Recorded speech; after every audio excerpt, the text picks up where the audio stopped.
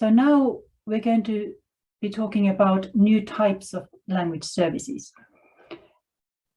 Aaron Schliem is currently, he leads the AI enablement team at Welocalize, but he's had a long career in the industry. So over the 25 years that he's worked in the language services industry, he's done all sorts of things. So anything from emergency room medical interpreting to sound engineering for voiceovers, from teaching Spanish and English as a second language to building online learning programs for cross-cultural communications. And at the end of the day, Aaron says that he really just loves solving complex problems. And he's been working with major tech companies for AI data initiative for more than a decade now. And when Aaron is not building language solutions, he loves his work. He advocates for the disabled community. And then he loves planting cider apple trees at a farm and teaching himself the latest instrument, which apparently currently is the banjo, and also learning Catalan, which is his pet language. So please come and take the floor, Aaron. Thanks, Anu. And thanks to GALA for inviting me to speak today. I'm really excited to be here and excited to talk to you about chatbots. So let me share my screen. All right. So I'm sure all of us have experience with chatbots. They're sort of becoming ubiquitous in our world. Most of us have smartphones nowadays, and we interact with our phones on a regular basis. I actually have a lot of personal experience with this. I have a daughter who is blind, and I'm becoming an expert at Siri because I'm having to try to find ways to help her to engage with her phone. So I'm sort of pushing the limits of Siri, but I'm sure we all have a lot of experiences, whether it's through our phone or through websites. And what I want to talk about is the emergence of multilingual AI, multilingual chatbots, and what that means for our industry. When we think about the past, and a lot of chatbot tends to revolve around the world of customer support. And all of us in this industry have experience doing customer support, translation, and localization. I thought it'd be useful to just think about where we've been with customer support. So often customer support in multilingual customer support revolves around content on a screen or in a document. There are significant challenges with that. It tends to be really high volume work. A lot of companies have thousands and thousands of pages of support content, customer support content. So it's a really high volume of work. There's very limited engagement. So often we'll translate pages and pages of content and then nobody will ever look at that. The content becomes quickly outdated as our products and services evolve. Then all of that content needs to be updated and retranslated and edited. It can be hard to find the right answers. So if you've got a huge body of support content, it can be hard to find that one answer that your user is really looking for. And as a result of all of this, it's very expensive. Over the years, I've had numerous conversations with end clients where, yes, let's spend money on localizing user interfaces for our software. But there's a reluctance to spend a lot of money on support content because it's expensive and all of the other challenges that I've just outlined. Our response as an industry has been to use machine translation, which is a smart approach. And it is a sort of one kind of implementation of machine learning. The goal is let's use the technology to make the translation process itself less expensive, less time intensive, faster turnarounds, et cetera. But I think that we've reached sort of a limit in that model, largely because conversational AI or chatbots have emerged as an alternative. The reason that we see this emerging as the new future is that it really offers just a better experience, right?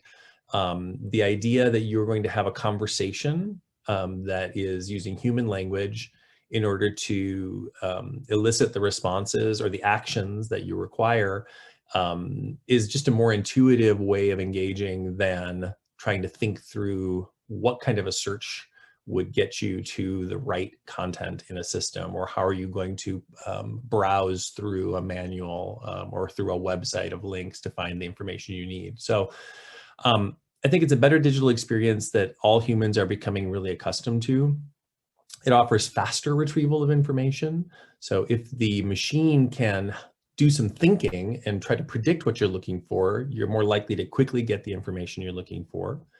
It also has the opportunity to fulfill requests. So not just look up information, but having conversational AI that connects with backend databases and actually produces results for you. So maybe you want to modify your flight reservation. That requires interactions with a data system, and chatbots are able to do that. It also reduces human expenses. So a lot of organizations maintain pretty significant expenses related to human support teams who are answering questions and trying to provide this support. Again, imagine you're calling your airline to change your reservation. There's a human being sitting somewhere, probably at home these days, answering those questions.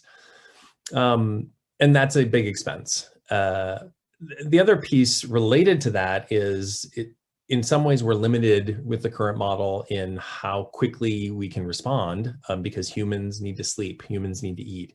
The machines don't need that. They can be available 24/7, 365 days a year. So I think this is something that is emerging. It's already something that we're using, all of us, whether we realize it or not. And we as an industry need to think through what is our response to this.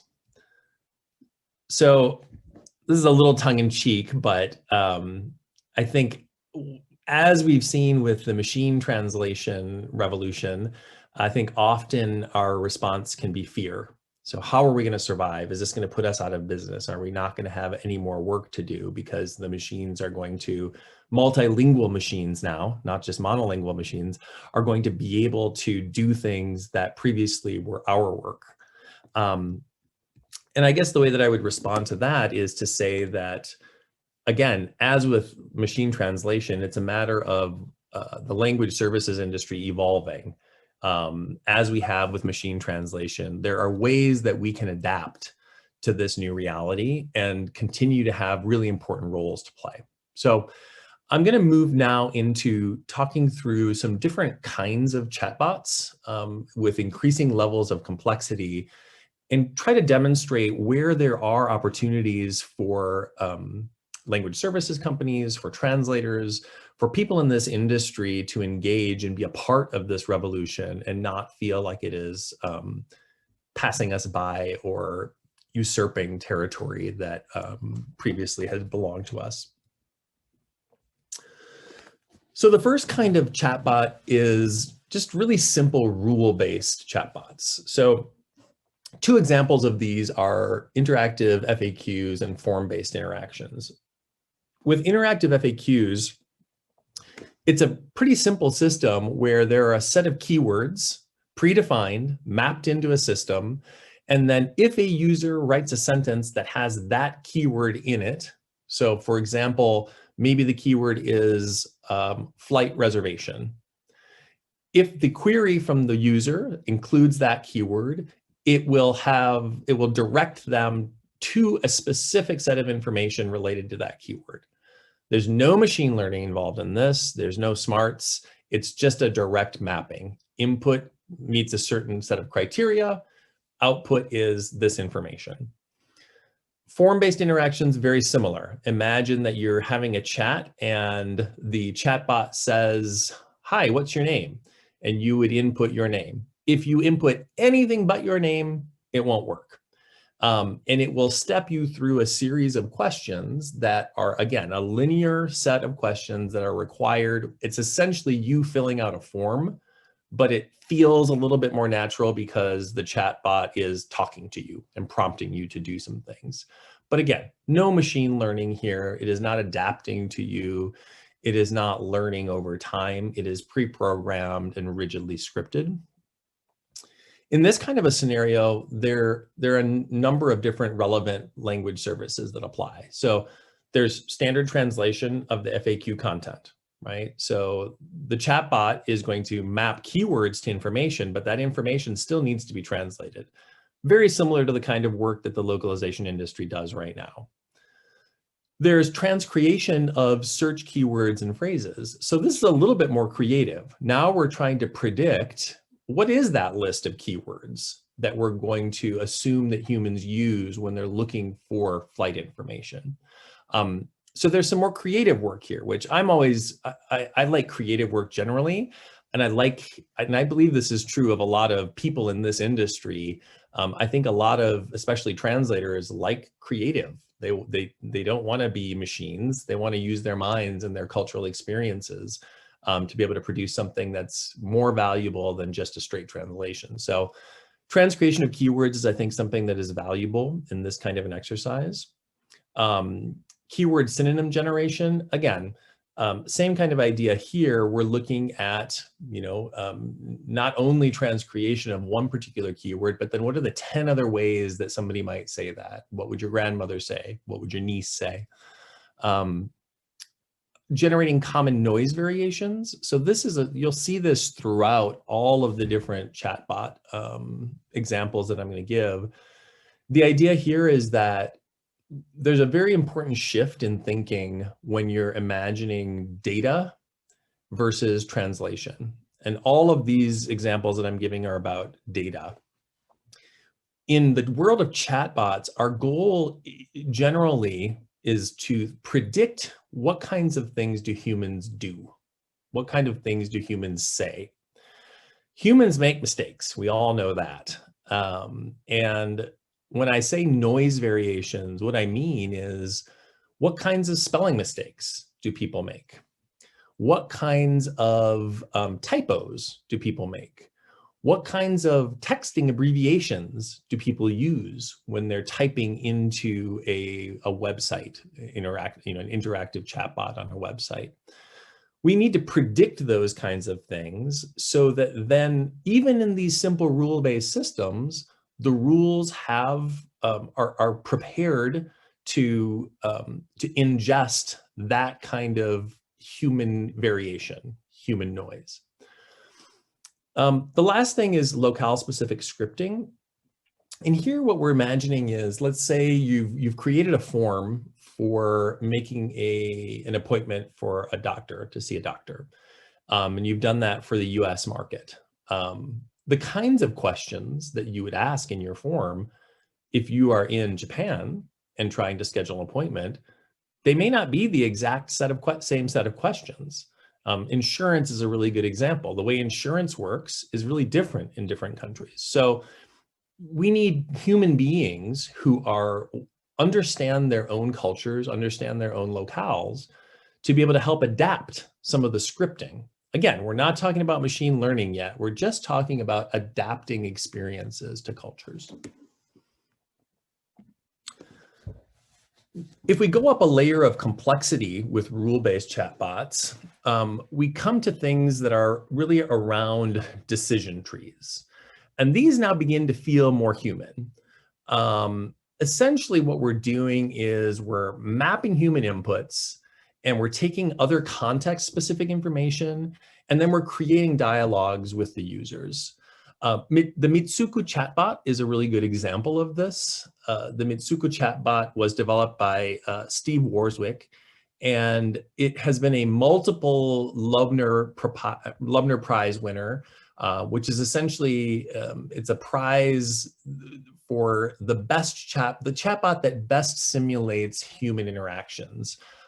This harkens back to the Turing test, or if any of you have seen the movie, The Imitation Game, that's what it's referring to. The idea that if a human cannot distinguish in a pure text-based environment between a machine and a human interaction, that is the Turing test. It is the test to see what is the best kind of artificial intelligence.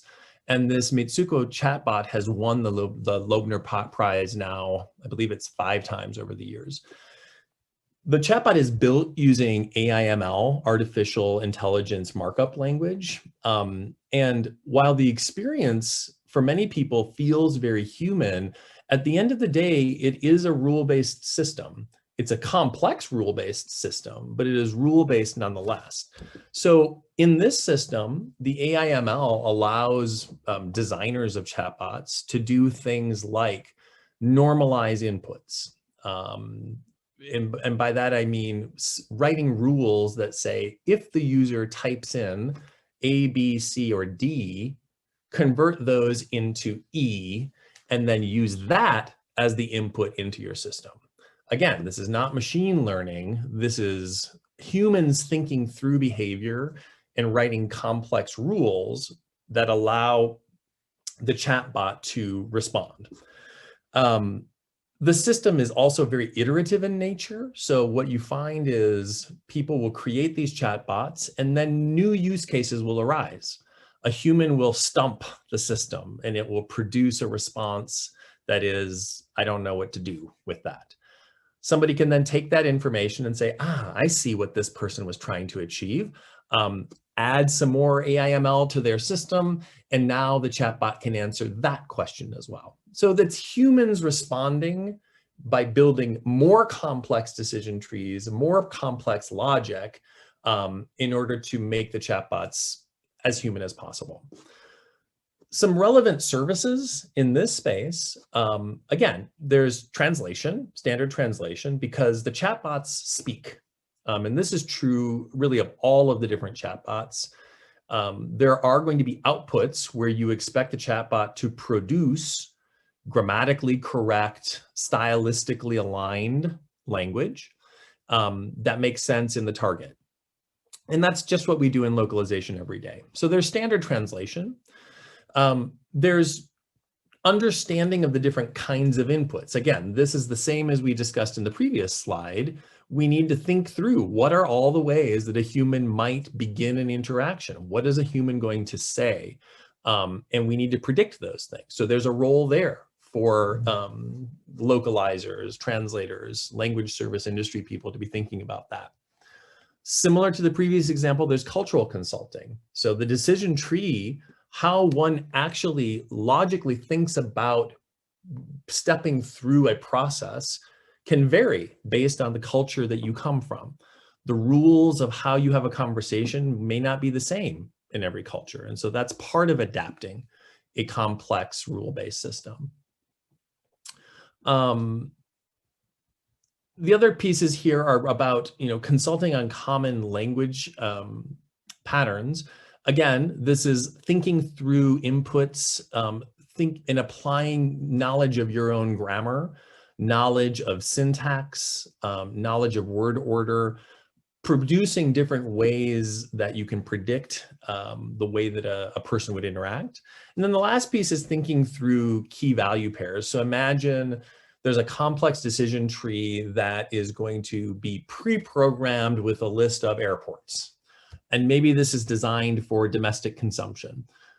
Maybe I made this thing for the US and I have a list of airports in the US that I would want to present to my user as an option. Well, if I'm doing this for Brazil, I would probably want to have a different set of airports available for my users and generate those, offer those as a list. So again, there's locale specific knowledge that we can apply to these different systems. And these are the kinds of things that people in this industry are already really well aware of.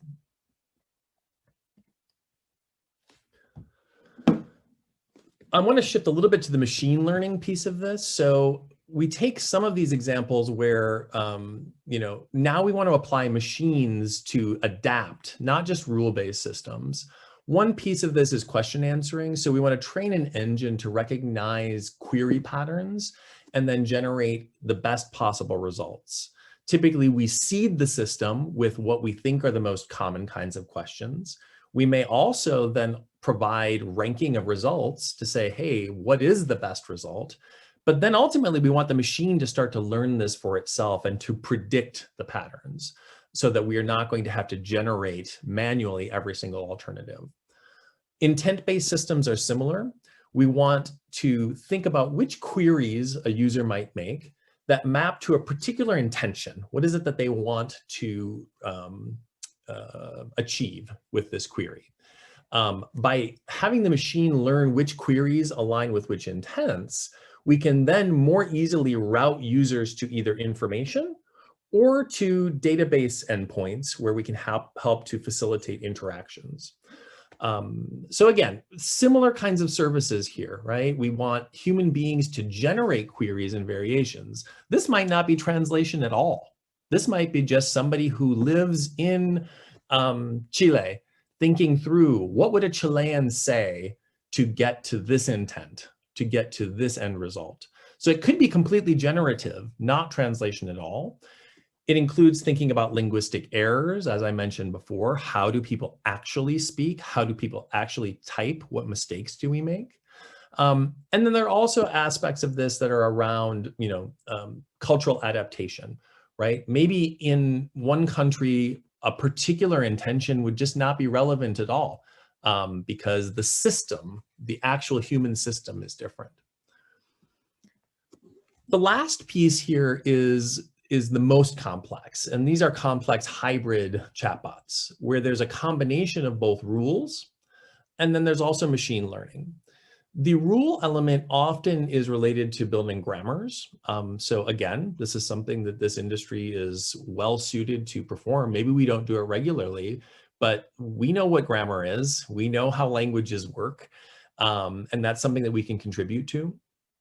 The machine learning piece is also something that we can contribute to. So in these models, essentially, we're building language models that are capable of really performing NLU, natural language understanding. So the chatbot actually understands, quote unquote, understands what you're trying to say, maps what you're trying to say to a particular intent, might ask you some additional questions about your intent to gather what I'm calling arguments, where they're data points that would allow the chatbot then to fulfill some other request. So maybe your intent is to change your flight. The chatbot might come back to you and say, okay, well, I need your first and last name. And it might come back and say, oh, on what date were you planning to travel? Maybe you have multiple reservations that you need and that needs to decipher which one.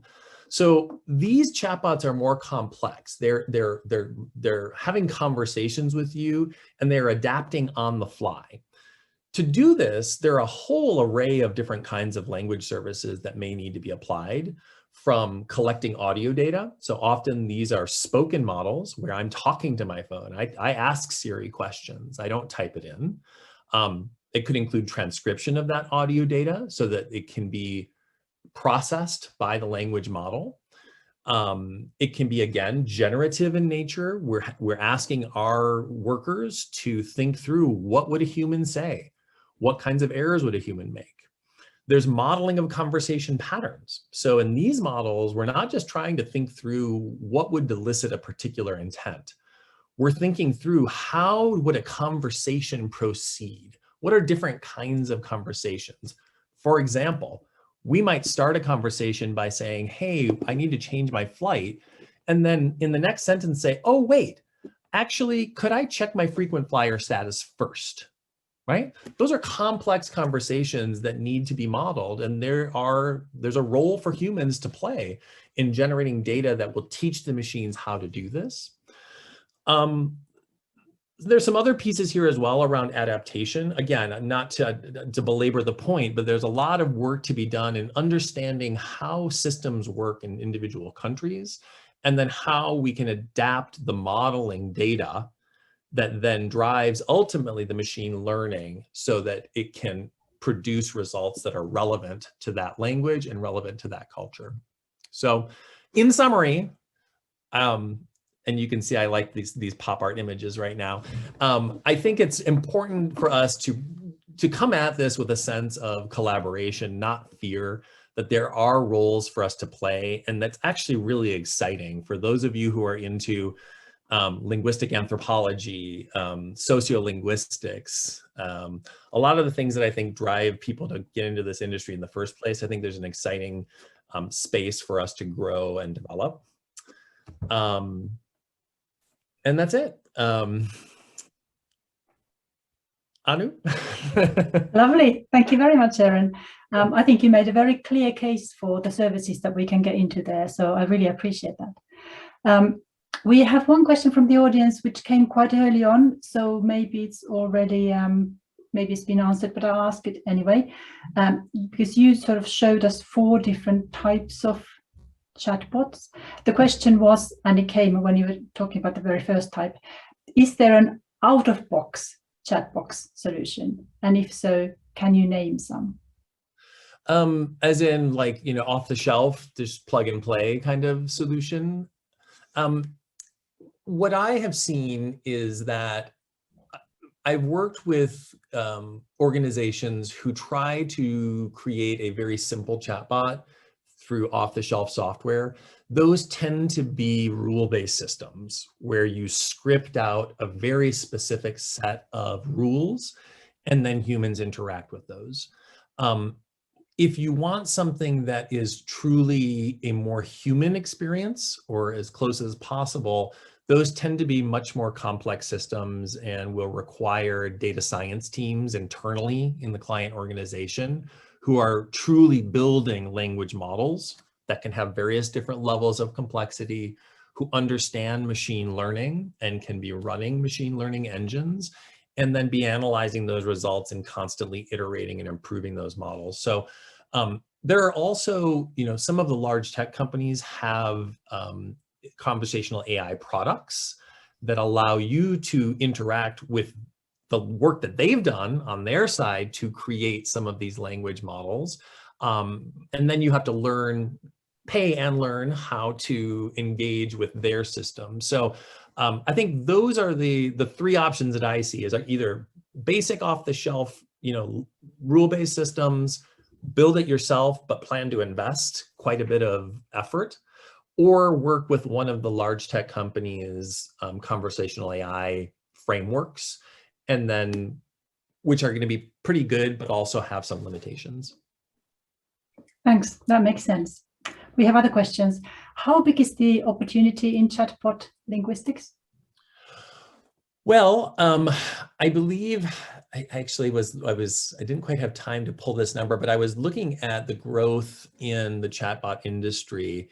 And I believe it was something tremendous. It was going from, let's say, like $10 billion to like $50 billion, that industry as a whole. And I know that's not precisely how language services would apply to that. And I'm not sure what this means for the language services industry, but I think it's a pretty reasonable extension to say the chatbot industry is growing at an incredibly fast rate right now. And as a result, necessarily language solutions supporting that will have to also grow at a very high rate. Okay, I need a very quick question, a quick answer to this last question. We've got more, but we just have to leave them. Can we add value by training entity recognition in foreign languages for deep learning-based chatbots? Absolutely. Yep. And I didn't mention that in this model. I should have. That's a really good question. But entity recognition is a part of building these language models. So what is a word, right? What represents a brand name? What represents a person? What represents a date, right?